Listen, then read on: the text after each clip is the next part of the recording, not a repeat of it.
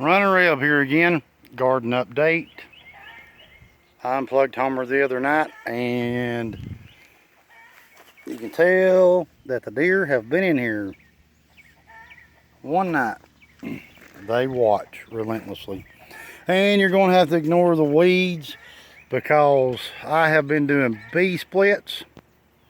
We started out with one hive on April the 3rd, which was a swarm. It is located directly under that oak tree, and I have split that hive 4 times and have split a really good honey producing hive twice over there. Every one has got multiple queen cells in it. I've got a couple of them caged over there, but enough about bees. All right. If you're wondering why the rooster's cackling like he is I went to gather eggs a minute ago and he got kind of frisky and I got frisky right back, so I knocked him out actually. And I had to bring him down here to the creek and throw him in for him to come back to, and I tossed him back in there, so he's still upset. But here we go. This is why you cannot have, look at that, good tomato, one deer bite out of it, then they walk on. But look at these tomato plants. Now, I'm 6'1".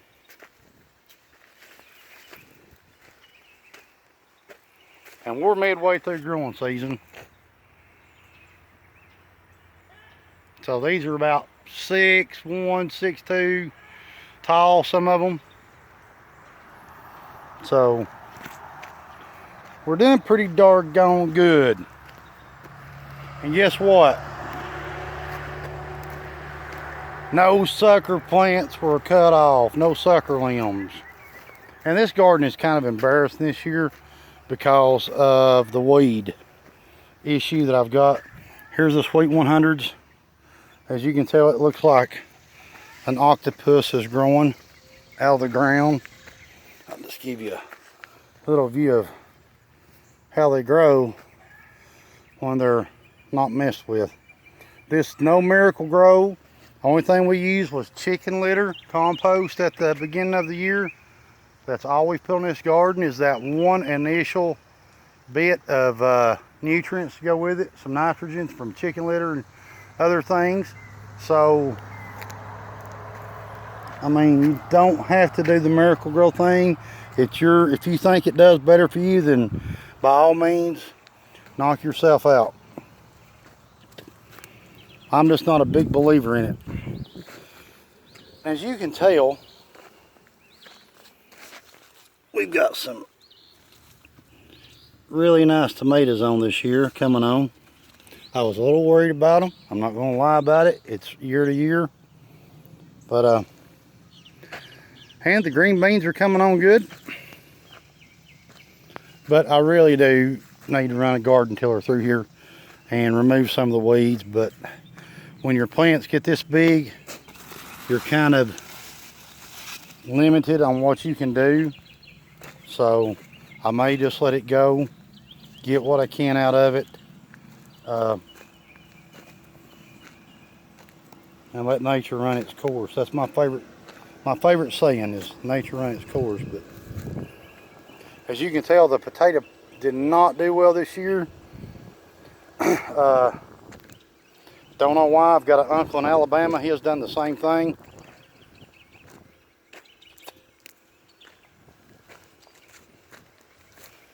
A volunteer squash plant. And the green beans are starting to put on. So, about another week and a half, and we'll be doing some green bean picking. And no more bee splitting. No more this year for me. I'm done splitting bees. I'm going to concentrate on, I've got 2 nukes sold. The guy's wanting them, and it's his first year going, so I'll probably go ahead and go into the winter with 8 hives. Financially, that's all I'm willing to take on this year with the cost of sugar and feeding and things of that nature. So I figure 8 hives this year going into fall. If I lose a couple through the winter time, I can still split early spring and come out ahead next year. You know, I can't complain. I started with 2 bought nukes and 1 trapped out swarm, and I'm up to 10 hives now with an injury this morning. Dang, boy, I got popped right there on the end of the finger. That sucker swelled up like a tick on a dog's ear. Painful. Ooh, look at these white McKaysums. These are about ready to pull. Let me pull one of these off and show you what I'm talking about. All right. Now that's a 8 inches long white McKaysum.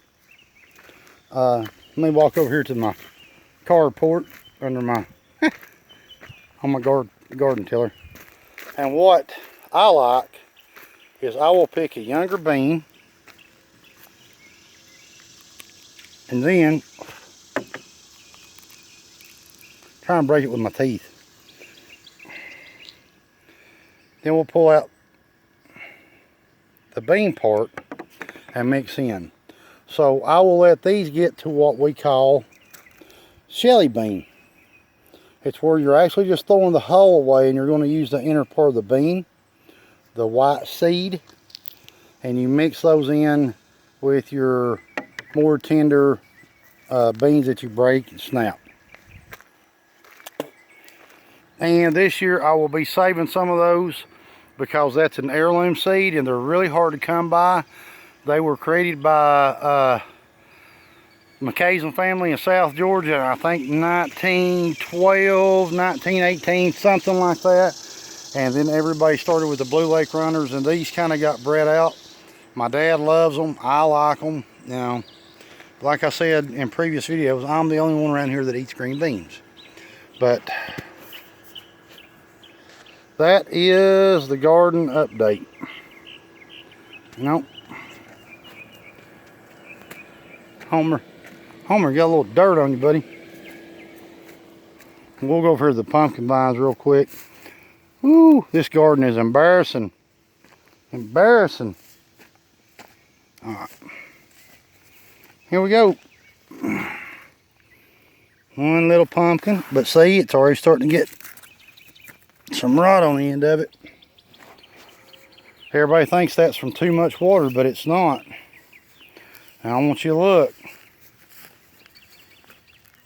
I haven't pruned, I haven't done anything. I'm just letting nature run its course.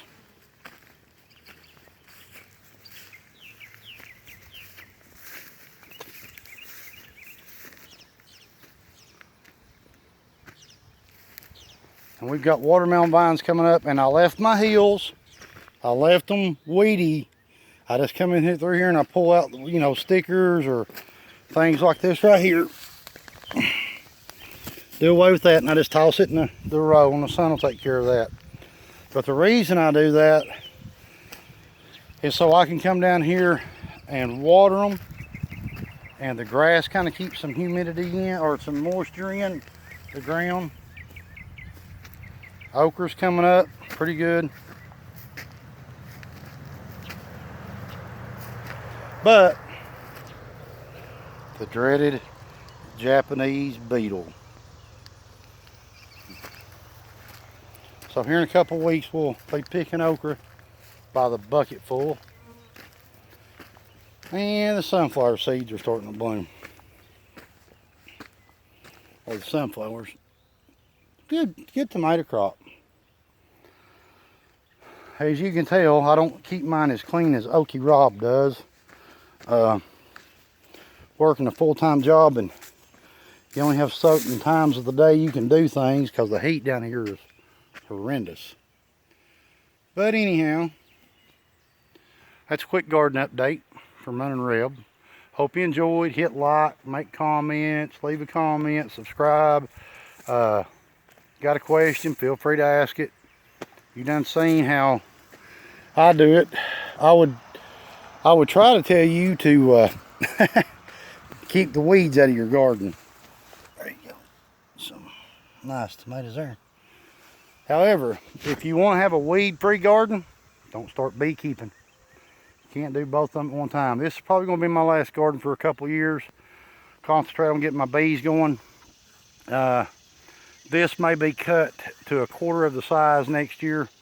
Maybe just a 20 by 20. I think I might do a video series on that next year, how I can grow a garden for under 40 bucks and it can produce 6 months out of the year.